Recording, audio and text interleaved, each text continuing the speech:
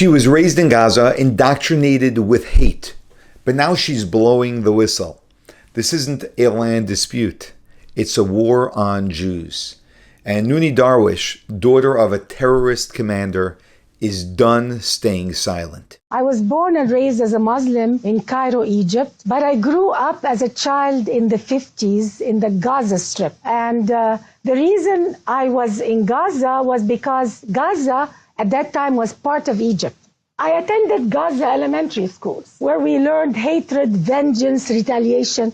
Peace was never an option. The concept of peace was something foreign. Actually, the word peace was never even mentioned in the services of any mosque. We recited poetry every day in the school, wishing upon ourselves to die as martyrs. You know, I used to see girls reciting this poetry while they're crying. They would wish upon themselves to die as a martyr. See, our value system was about victimhood, thinking of ourselves as victims, or to be a martyr. This is just astounding to hear firsthand how these children in Gaza, how Palestinian children are raised. It's so important to understand this.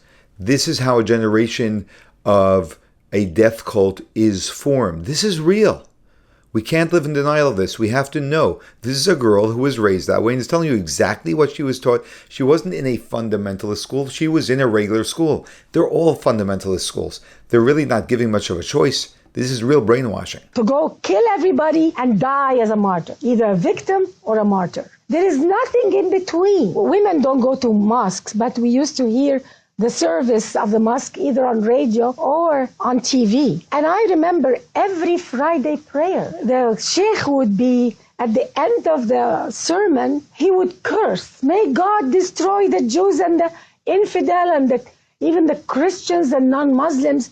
And he would call non-Muslims the enemies of Allah. If you grow up with cursing as a form of prayer, it can feel and sound normal. Hatred can be normal because who am I to judge? I never noticed that this is not holy. So this is how I grew up. 22 Arab countries did everything they could to make life impossible. Here's a key point she just mentioned, which a Western mind needs to understand. What is so clear to you as not normal is not clear to a child who is raised with what's not normal as normal. You may never consider, right, doing something which is brutal to another human being, right? Going over to a person and breaking their fingers one at a time. It's even thinking about it is so violating to our senses. I sure hope it is. But when you're raised with that and you are told that this should be applauded because it's holy, then with just a short amount of time, you actually embrace it.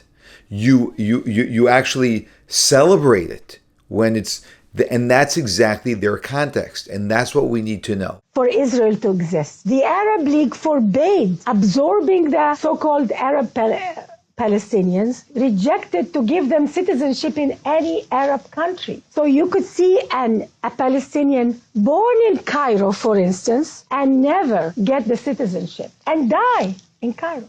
They are born and die in Syria, a Palestinian, and they never get a citizenship. Why? Because the Arab League wanted the Palestinian problem never to be solved. This is not their agenda. The agenda is to keep them refugees from birth to death. The culture was so for sacrificing. They encouraged women to stand up in front of the cameras and say, I gave my son to the jihad and I want my other children to die in the jihad. Women who are for life, for peace, were looked down upon. Women who would be radical, if not more radical than men, who will promote jihad for their children, were lifted up as honorable women to be respected in society. So for a woman to be respected in Islamic society, you have to be as radical, if not more radical, than men. And that is why a lot of women are silent. They are proud to give their children to jihad. It's the only way to go to heaven is to go and kill the infidel and die in the process. The Arabs of Israel were pushed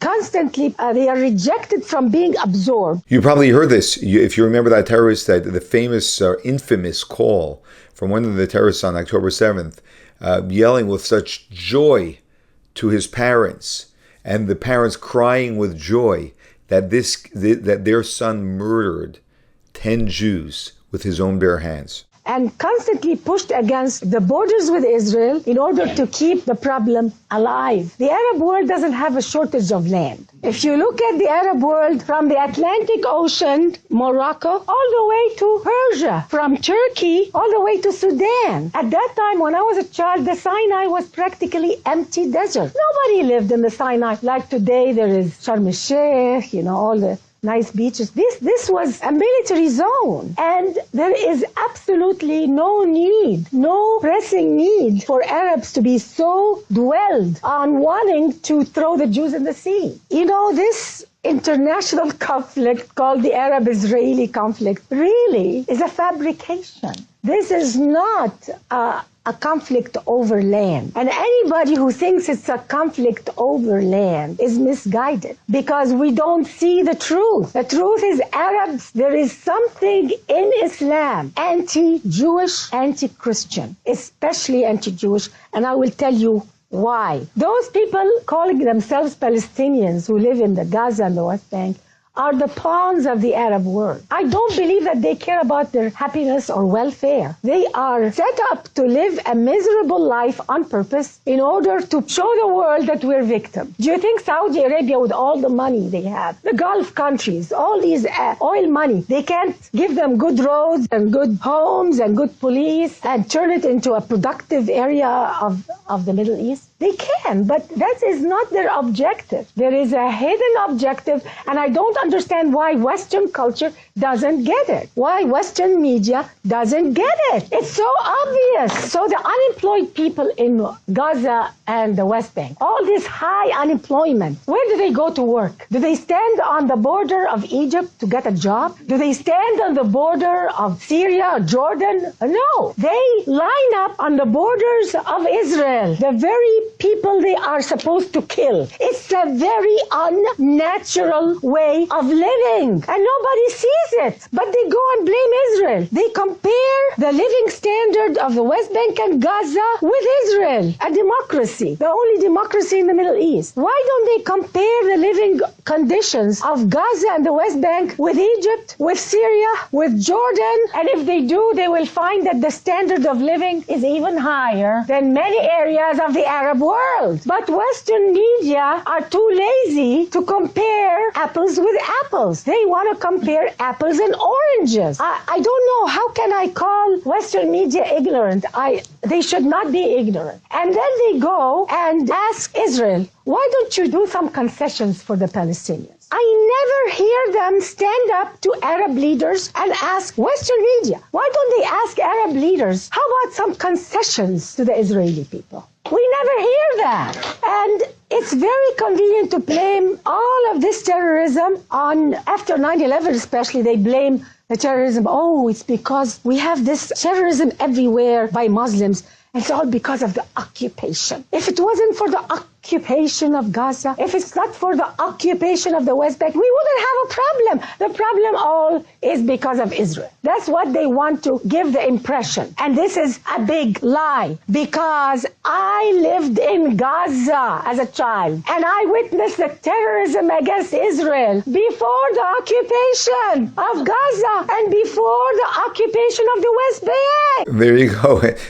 All of the horrors existed even before any quote-unquote occupation. There actually is no occupation. That's a separate conversation. Our media here doesn't even know that. There was terrorism against Israel before the occupation. So people who are Arabs who claim that they are doing terrorism now because they want freedom, democracy. No, there is no freedom and democracy in any Arab country, let alone the West Bank or Gaza. So we have to really call a spade now. This is too serious to just take all these lies and look the other way, because it's very, very hard to know the truth if you rely on Arab media, if you rely on the culture around you. And because of life in an oppressive society, I moved to America. I moved to America in the end of 78, 79, and my life completely changed. And one time I wanted to attend a synagogue and a church because I was curious. I thought they were going to curse the Arabs the same way we cursed them in our mosque, the holiness of the place. They were praying for everybody. They were praying for peace on earth. How can we leave this earth a better place? It was a totally different way of thinking, the opposite of what I grew up with. And that's when I went to a mosque here also in Los Angeles. And I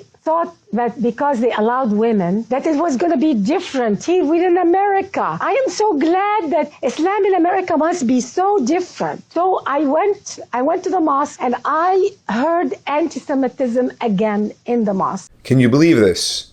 It's just stunning. Here in America, goes to the mosque, hears the same propaganda, and we're saying there's Islamophobia, that we should be careful not to insult or hurt the sensitivities of the Muslims when we are literally letting them build institutions that are hate-filled institutions against Jews and against America, their host. And I was told, don't assimilate in America. We're here to Islamize America. They were looking down at American culture. They were looking down at this society. And I felt very uncomfortable. I said, oh my God, there is an agenda here. And I never went back again. It hit me. How could we do this? How could we lie and accuse people of something we Arabs know very well we have done ourselves?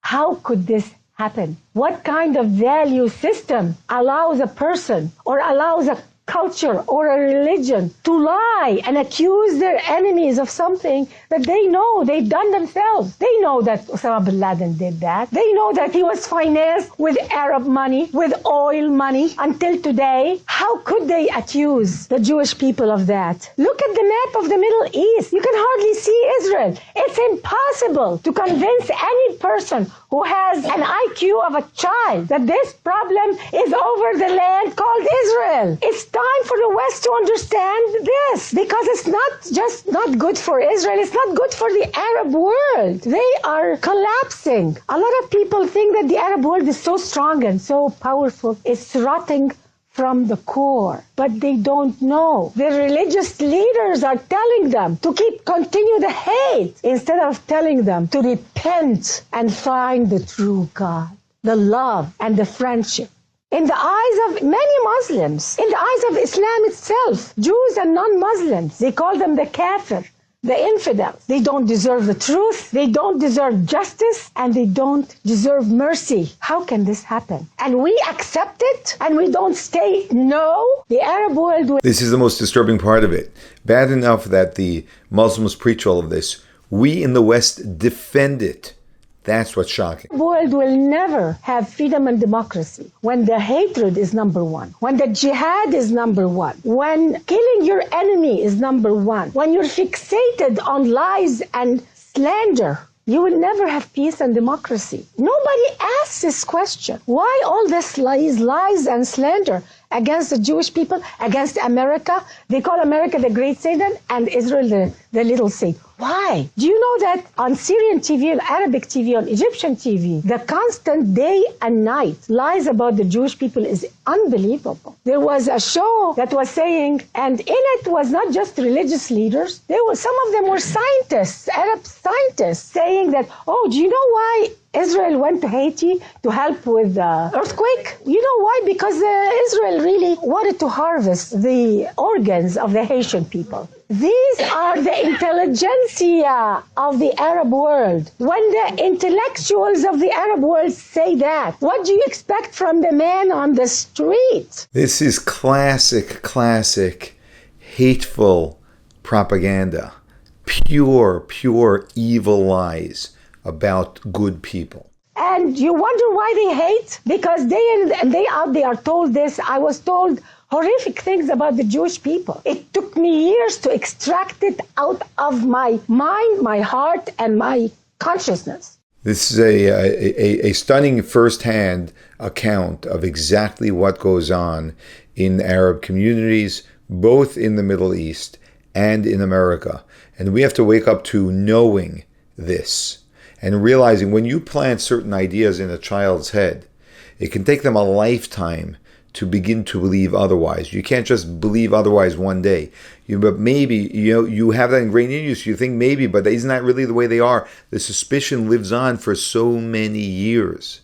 We must stop this. And the first step in stopping it is us not buying into the propaganda and defending it in our own countries. That's exactly what we're seeing in the West.